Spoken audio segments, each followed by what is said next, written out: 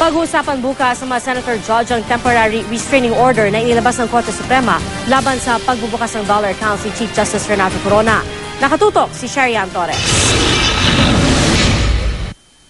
May paalala si Senator Judge Chis Escudero sa prosecution panel ngayong ika-5 linggo na impeachment trial ni Chief Justice Renato Corona. Mas maging handa at maayos raw sana ang presentasyon nila.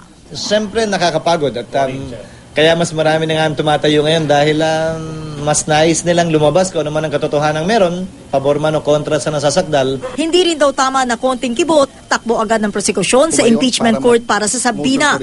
Bago buksan ng trial bukas, magkukokus muna ang senator judges para pag-usapan kung paano titingnan ang temporary restraining order ng Korte Suprema laban sa pagbubukas ng dollar accounts ni Corona sa PS Bank.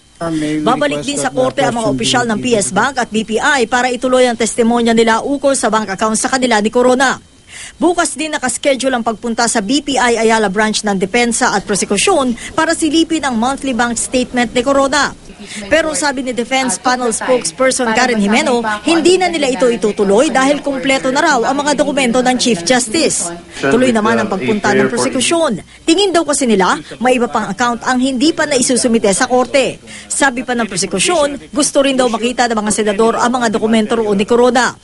Pinaninindigan naman ni Jimeno ang pagsuporta sa Chief Justice. Sa kabila ito ng pagpirma niya sa isang manifesto noong estudyante pa siya sa UP na nagsasabing midnight appointee si Corona.